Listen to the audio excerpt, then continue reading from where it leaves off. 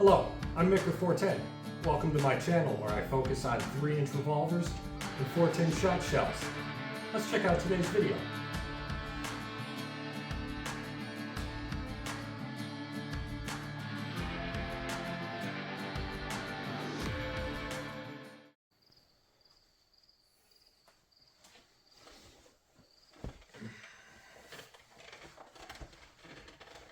Hello, and welcome to our second video on overall dimensions for the 3-inch revolvers that we are covering in our 3-inch revolver series.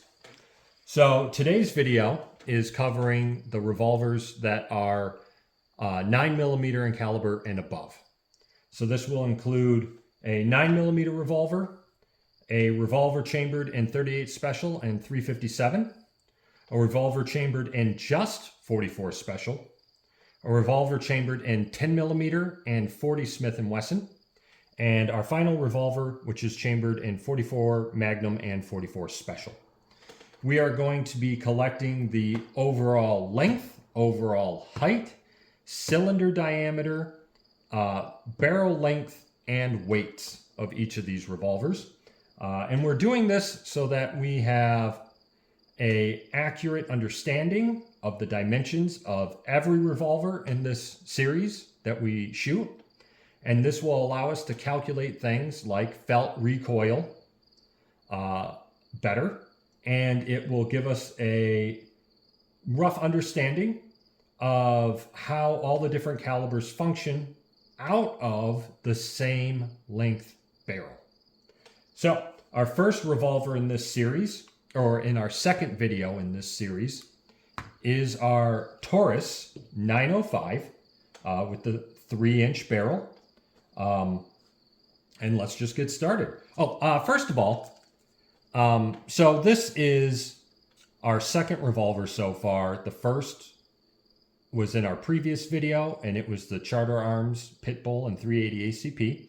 This is our second revolver that is chambered in a cartridge that is semi-rimmed and does not have a rim to keep it in the cylinder. So I wanted to show you guys something real quick while we're here. You know, I wanted to show you guys what this basically means. And let's just quickly unload one of these. So, revolver cylinders rely upon the rim of the cartridge to keep the bullet from sliding on through. In a semi-rimmed cartridge, like 380 ACP, or 9mm, or 40 Smith & Wesson, or 10mm, or 45 ACP, they don't have a rim to keep them from just falling through. Don't I feel like a sucker? It's not falling through, it's ejecting. Whew. Okay, so they don't have a rim that allows them to be ejected. So our ejector star can't grab this 9mm bullet that's in here. The way around this is with a moon clip. A moon clip is this piece of metal that holds all of your bullets for the cylinder together in a grouping. All right. And that allows the ejector to engage and pull the bullets out. So, and it also makes for very fast reloads. So for the people that like moon clips, it does make semi-rimmed cartridges a fair amount of fun and have quick reloads. You don't have to individually load every bullet. But moon clips have their downsides. They get bent pretty easy. This one right here is in rough shape in this spot. It's bent open a little bit, and so it doesn't hold on to bullets that are placed in it very well. This moon clip is still in great shape. It's not bent anyway, and so it's easy to load and eject. Anyway, that's just sort of a side rant. All of our semi-rimmed, not all, man, look at me, just off the top of my head. So Charter Arms, in our previous video, we showed that the Charter Arms Revolver in 380 ACP has a spring retention system that allows you to load up without moon clips, but all of the semi-rimmed revolvers going forward, the 9mm and the 10mm, have to have moon clips because they do not use that retention system. Anyway, now that that diversion is done, let's get some measurements. Okay, so our overall length on this revolver is approximately 7.5 inches. Looks like we're having a similar issue with the barrel that we had in our previous video for the Ruger SP101, where the barrel comes out just at a slightly different angle and adjusts where our ruler lines up. Anyway, so it looks like it's about 7 5/8, 7.5, about 7.5 inches in overall length. Overall height.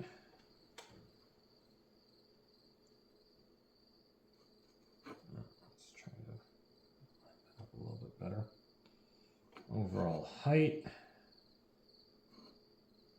appears to be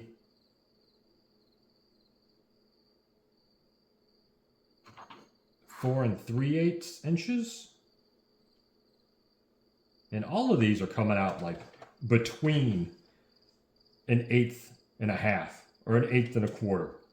Driving me nuts. Anyway, yeah, so it looks to be about 4 3/8 in overall height, approximately.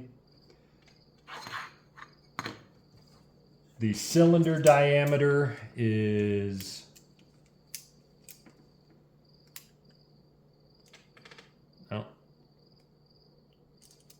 1.37 inches. And so 1.37 inches was our cylinder diameter. And our barrel length is 2.94 inches. So these still are very close. Those dimensions are very similar to all the revolvers that we measured in the previous video. And unfortunately for 9mm, like you guys saw earlier, this 9mm revolver only holds 5 rounds. And when you have a thin cylinder, 1.37 inches, you can't get that 6th round in a thicker bullet like 9mm. That's one of the things that is nice about the Ruger SP101 in 327 Federal Magnum. Its cylinder is also 1.3-ish inches, and it gets 6 shots of its slightly thinner caliber than the 9mm gets. Okay, so this 9mm, the Taurus 905, weighs 663 grams, 663, which is 23.38 ounces. So this is one of our heavier revolvers so far. Not heaviest, but actually it's pretty much midline. Revolvers seem to be falling between 18 and 28 ounces, and at 24 ounces, this guy's pretty much smack in the middle. So I have a feeling that it's going to be pretty comfortable to shoot and reload, which will be fun. I'm really looking forward to that. Okay, so our next revolver is our Kimber K6S, chambered in 357 Magnum and 38 Special. So this is fun. This guy, I don't have speed loaders or moon clips for the 38 and the 357s, the 38 specials and the 357s. But I've got these fun little Zeta 6 speed strips. Like that was a lot of fun to do. And then I've got this slight variation here. I wasn't really planning on doing this for these videos, but they're so much fun.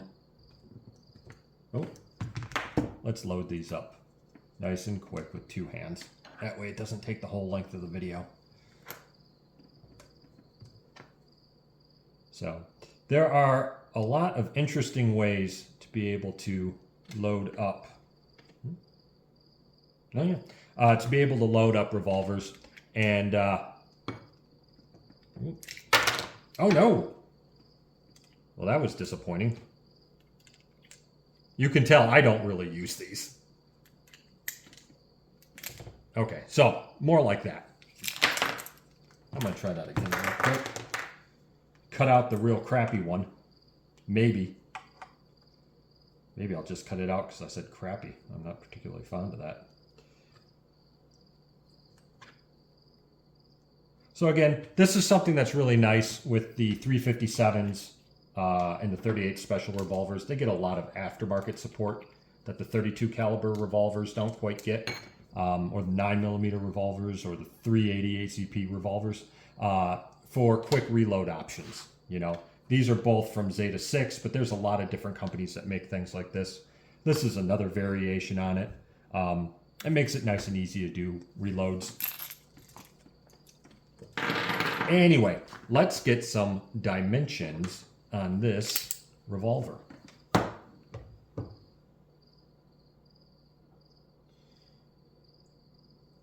Okay, the Kimber K6S. It is approximately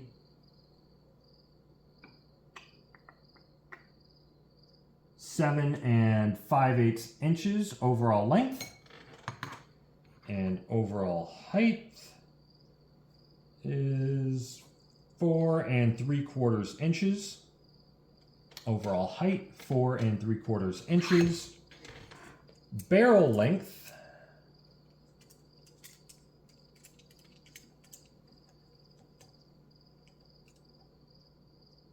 is 3.1 inches. Yeah, 3.1 inches. That's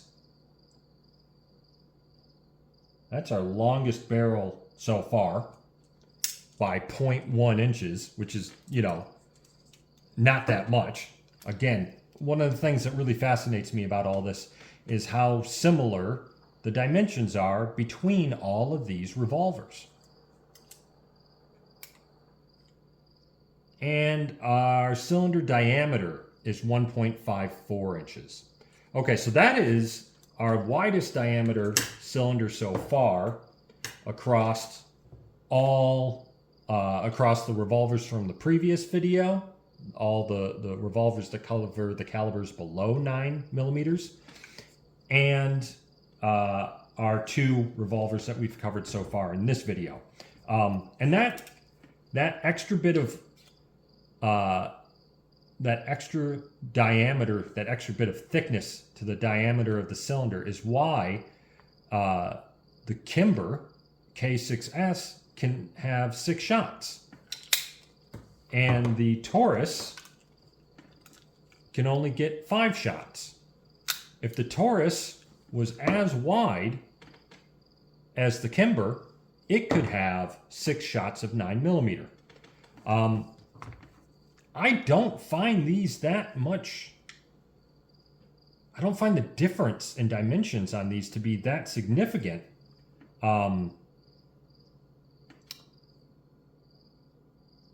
You know, like this isn't what's going to make carrying these any different.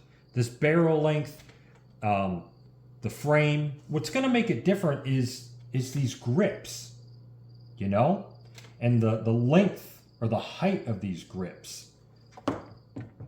That's what, in my opinion, needed to be cut back on the Kimber, and in my mind, where the Taurus kind of misses out as a carry piece. 9mm, from what I understand, is a great round. And I would like to have had 5 shots in here, or 6 shots in here instead of 5.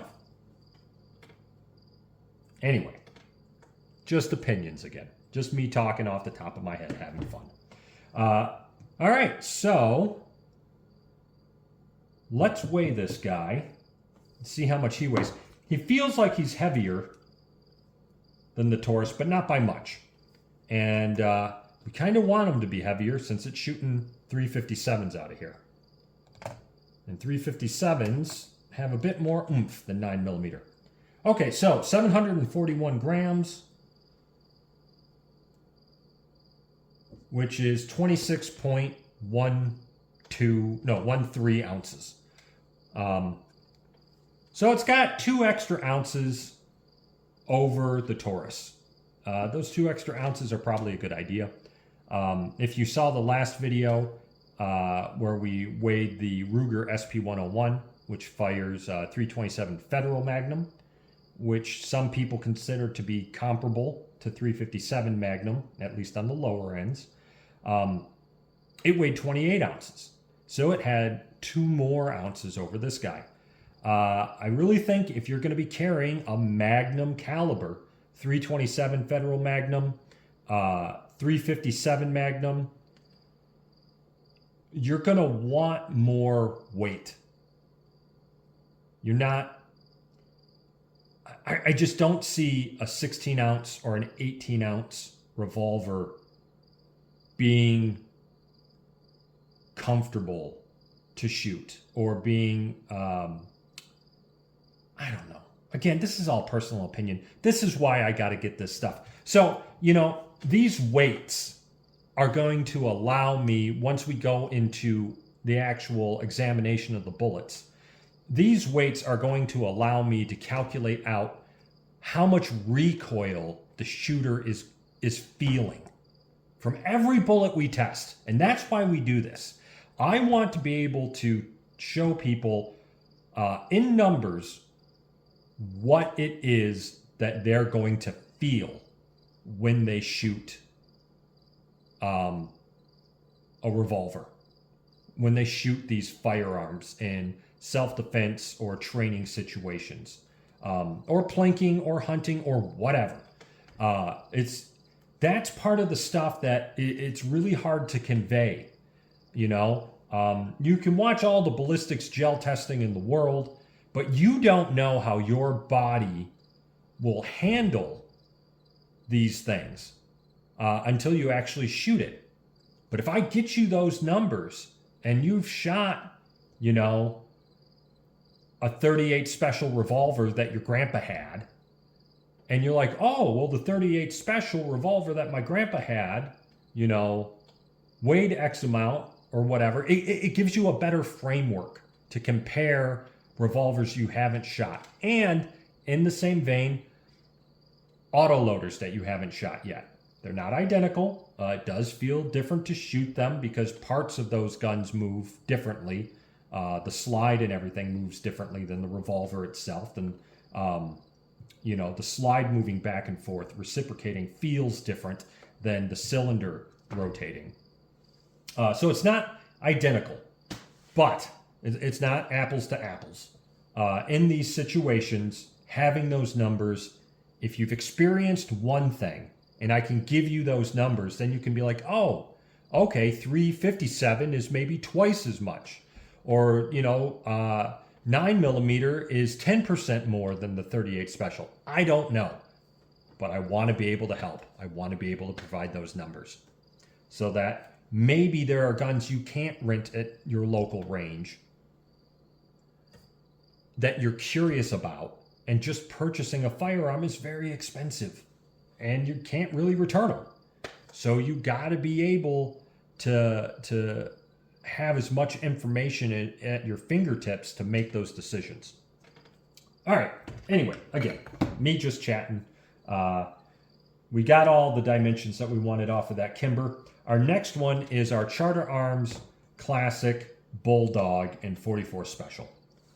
This one, I've only shot it a little bit. It's been an absolute blast. It's the most impressive Charter Arms visually that I own. In our previous video, you saw me compare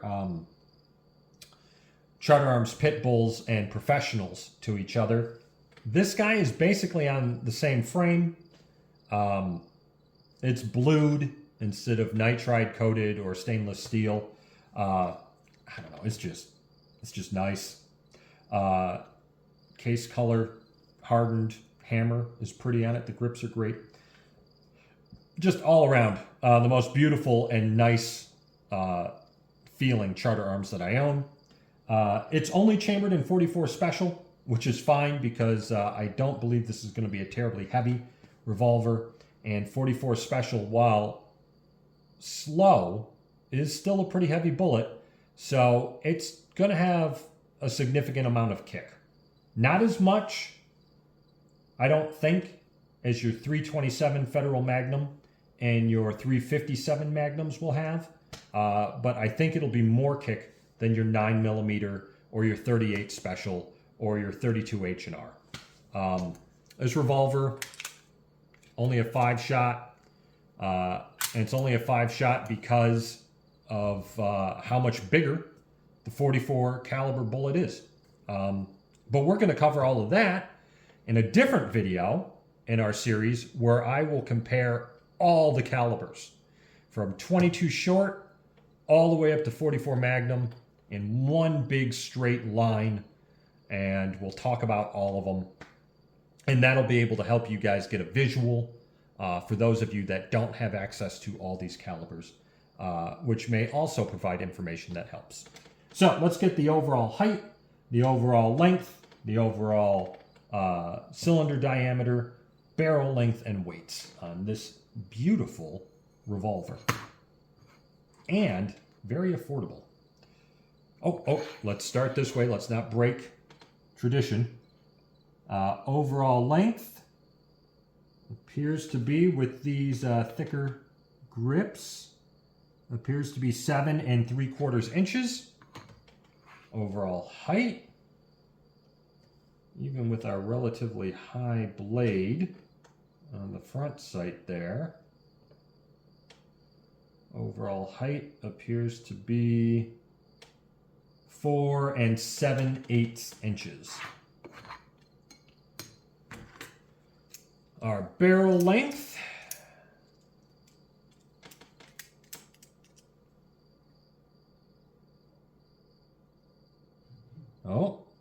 this is our longest barrel so far at 3.156 inches, approximately. All right, and our cylinder diameter. This is probably our widest cylinder. Yeah, 1.65 inches in diameter. 1.65. That is pretty wide, but it's got to be that wide for the size of the bullets that it chambers. Let's get the weight. I have a feeling this is only going to be like 20 ounces.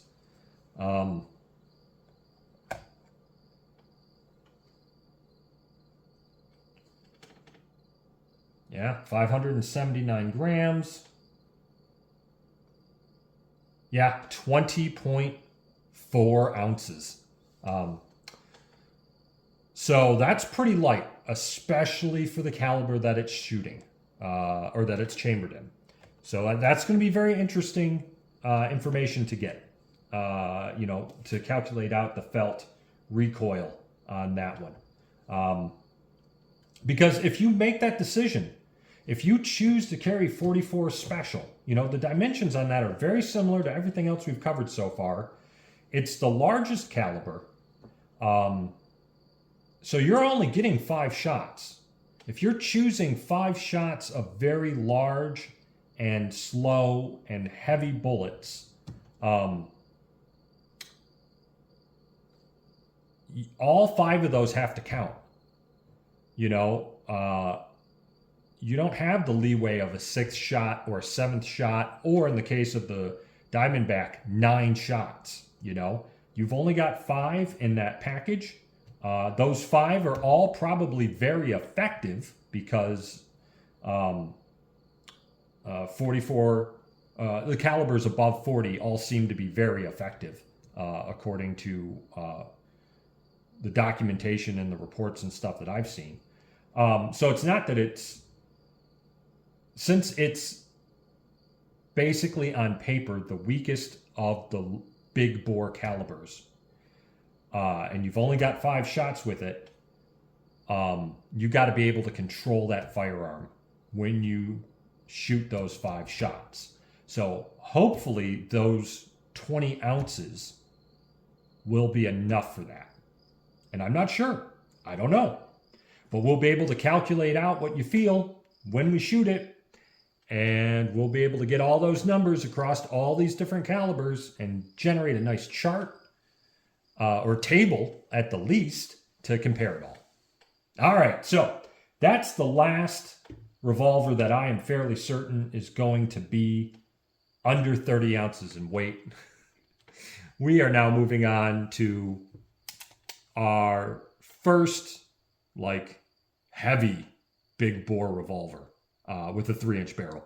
This is a Ruger GP100 chambered in 10 millimeter. And like I said earlier, it needs moon clips for ejection purposes. And to reiterate, this is a demooning tool. Very wonderful when loading and unloading moon clips. So, the semi-rimmed cartridge, designed for autoloaders, doesn't eject well out of a revolver without a moon clip. With a moon clip, they load very quickly, eject very quickly. Fantastic. I love them. Not everybody does. I get that. They're a pain. You have to have specialty tools to make things work. I get it. Anyway, let's get some dimensions on this guy. Our overall length for the Ruger GP100 in 10 millimeter auto is just about 8¼ inches. Our overall height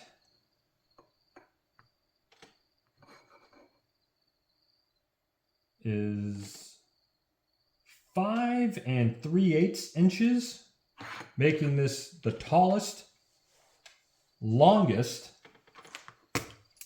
and I'm fairly certain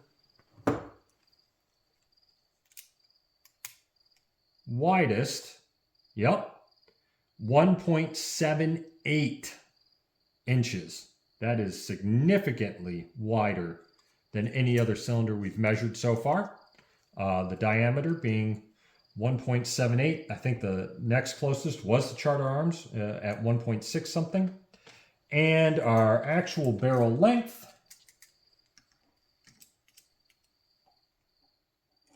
is 3.2 inches.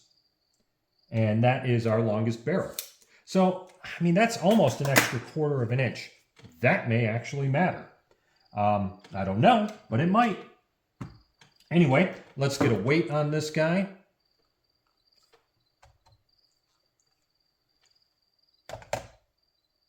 Oh, okay. 988 grams. This is the heaviest revolver so far. Yeah, 34.8 ounces, almost 35 ounces. But we're going to want it. We're going to want all of that weight. When you're talking about calibers that start with a 4, you want the weight. You want it to eat the recoil. I know if you're backpacking and ounces matter, that having to deal with an extra 1/2 pound of weight might be challenging. But in those backpacking situations, my understanding is that you want as much oomph as you can carry and handle, as much power in your cartridge as you can carry and you can handle when dealing with wildlife that's dangerous. Anyway, yeah, so this guy is significantly heavier, significantly taller, significantly wider. He's going to be much harder to carry than our next biggest revolver so far, that Charter Arms. But that's okay. That increase in size is there for a reason. This does now take us, however, to our big boy, our Smith & Wesson 629, Model 629 Deluxe in 44 Magnum. Also a 6-shot. This guy is a beast. He feels heavier. He is bigger. Well, yeah, he is that little bit bigger than the GP 100 and 10 millimeter. Let's get some actual numbers so that we don't have to guess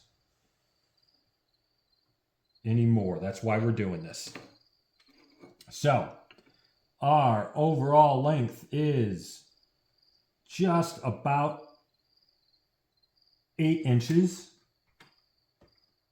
8 1/8 inches. Our overall height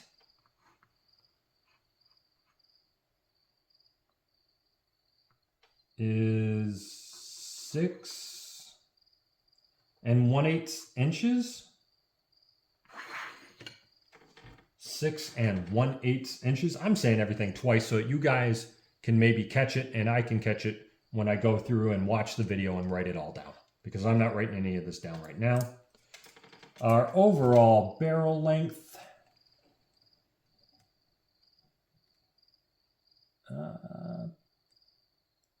3.1918 inches. 3.1516. Yeah. So, you know, not our longest barrel, but not our shortest. And our cylinder dimensions, and this guy's going to have to be beefy. Yeah, 1.87. So very similar cylinder dimensions to the GP100. And that's interesting. That's fascinating to me. Let's get the weight. This is a hefty revolver. Our weight. Oh yeah, okay. 1,134 grams. 40 ounces.